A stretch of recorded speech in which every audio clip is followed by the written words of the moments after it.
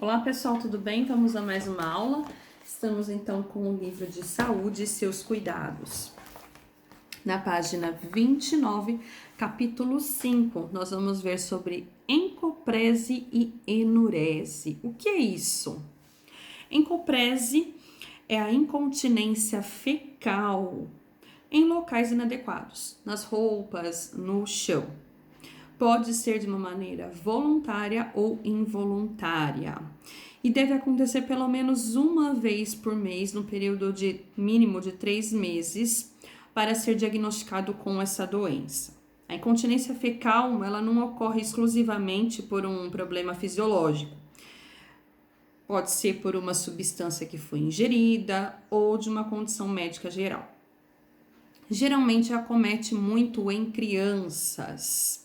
Elas se sentem envergonhadas, têm dificuldade de frear o comportamento agressivo que possam ter. Além disso, elas são incapazes de controlar as frustrações.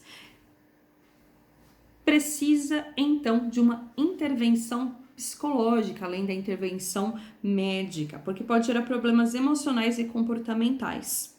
Então, é preciso muita paciência, tanto do cuidador quanto da família também. Vocês devem ser solidários, demonstrar as ações de amor, de apoio, de carinho com as crianças com esse tipo de caso, para garantir assim com que a criança pense que é um problema comum, que é normal e assim ela não se isole. A enurese. A enurese é quando a gente faz xixi na cama. Muitas crianças têm esse tipo de problema. É um hábito involuntário de urinar durante o sono. Acontece geralmente nos 6 anos de idade para os meninos, 5 anos para as meninas. E aí é considerado anormal quando acontece mais de 2 vezes por mês esse tipo de coisa. A enurese, ela não acomete só crianças e adolescentes. Pode trazer efeitos psicológicos muito sérios, que podem ser agravados quando os pais não sabem lidar com essa situação. Então é preciso estimular a autoestima da criança, porque ela vai ter uma baixa autoestima em virtude disso, elas vão também se isolar. Isso é um grande desafio para o cuidador. Além de auxiliar a criança ou adolescente na doença, ele precisa fazer com que a família, os pais, fiquem conscientizados que é possível ajudar os seus filhos com relação a essa doença. Algumas dicas para os cuidadores. Vamos lá, o que a gente pode fazer?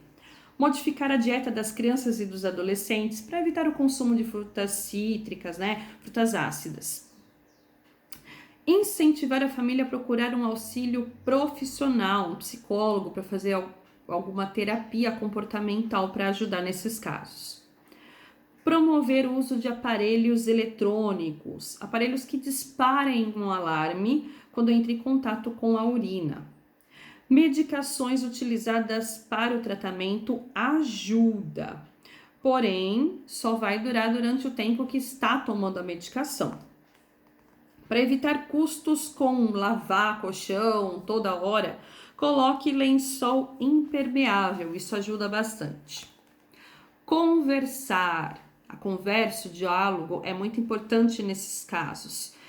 Você encoraja o seu paciente a superar esse tipo de problema.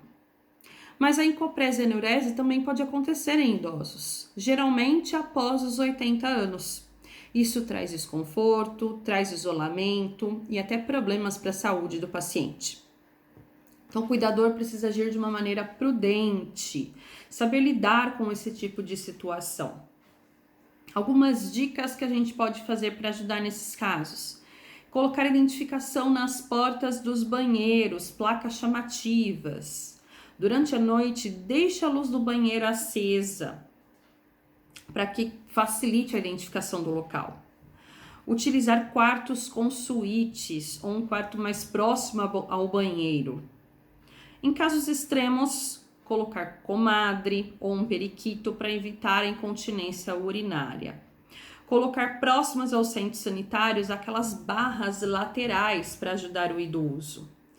Não é prudente dar pouca água para o idoso. Eu vou dar pouca água para ele para que ele urine menos à noite e não tenha incontinência. Não, nós vamos estar causando uma desidratação na pessoa, o que é algo muito mais sério do que a incontinência urinária. Usar fraldas descartáveis é bom? Sim, porém com prudência. Não vamos deixar um dia inteiro ou muitas horas a fralda na pessoa, pois pode causar infecção também, levar a outros problemas, assaduras e daí por diante. Mulheres, quando formos fazer a limpeza nas mulheres, nas nossas pacientes, sempre limpar a região anal de trás para frente, ou seja, da vagina para o ânus.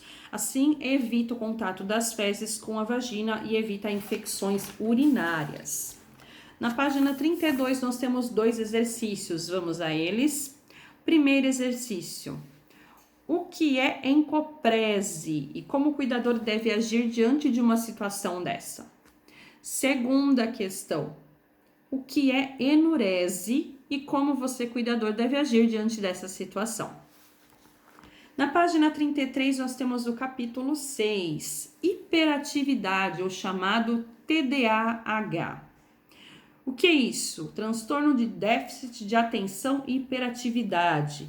Afeta o cérebro das pessoas. Podem dar em crianças, adolescentes e adultos. Geralmente, quando a doença já aparece na fase da criança, tende a permanecer até a fase adulta. Os sintomas acontecem onde compromete o funcionamento da região frontal do cérebro da pessoa que possui essa doença. Então, algumas dicas que nós devemos fazer. Aliás, alguns sintomas que possam vir a acontecer diante disso. Depois nós vamos ver as dicas. Não prestar atenção em detalhes. A pessoa não presta atenção em detalhes. Ela tem problema de manter atenção nas tarefas. Quando a gente fala com ela, parece que ela está no mundo da lua. Não presta atenção. Tem dificuldades em seguir algumas instruções, finalizar algumas tarefas. Tem problemas para organizar atividades e tarefas. Demonstra aversão em se envolver nas tarefas que exigem um esforço mental. Fica distraído com facilidade por estímulos que não tem nada a ver com o que está fazendo naquele momento. Fica inquieto, as mãos e os pés na cadeira ficam se mexendo constantemente. Não consegue ficar sentado por muito tempo. Corre bastante, com bastante frequência. Tem um sentimento de ansiedade. Está a 1000 por hora sempre a todo vapor. Fala excessivamente, dá respostas apressadamente antes até das perguntas terem sido feitas. Não consegue esperar a sua vez. Interrompe e intromete-se nas conversas ou nos jogos das outras pessoas. Quando esses tipos de sintomas persistirem por pelo menos 6 meses, a pessoa deve ser encaminhada por um médico especializado para aí detectar a doença, diagnosticar essa patologia. O tratamento pode diminuir os sintomas das doenças, com medicações, psicoterapia, mas os cuidadores devem saber lidar com esse tipo de situação, saber conviver com uma criança com esse tipo de doença. Então, agora sim, quais são as dicas que o cuidador precisa? Dar ordens diretas e claras, de um nível que a criança pode corresponder. Instruir a criança a não interromper as próprias atividades. Determinar horários fixos para atividades do dia a dia. Priorizar o que é mais relevante em determinadas situações. Organizar o ambiente como uma maneira de facilitar as atividades do dia a dia. Conservar o ambiente doméstico o mais harmônico possível. Designar um espaço arejado e bem iluminado para que possa ser feitas as tarefas. O quarto não deve apresentar muitos estímulos diferentes, muitos brinquedos, muitos posters, muita coisa. Reprimir de maneira apropriada o comportamento inadequado. É claro que não vamos dar uma bronca excessiva, mas temos que reprimir de uma maneira certa o comportamento que não está sendo certo. Para um bom comportamento da criança, elogie sempre. Incentivar a criança a praticar atividade física regularmente é muito bom. Estimular também a fazer novas amizades, a manter as suas amizades. Instigar a independência e a autoestima da criança. É necessário que se entenda que a doença acomete algumas partes do cérebro.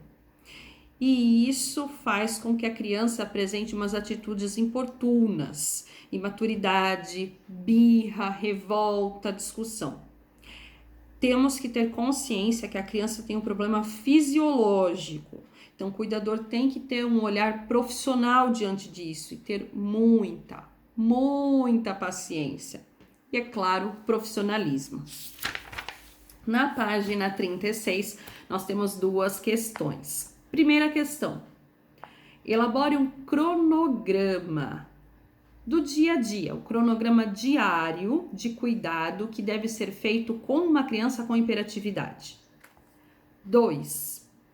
Como cuidador, que atitude você iria tomar diante de uma criança que não consegue manter o foco, não consegue fazer as tarefas da escola? O que você faria?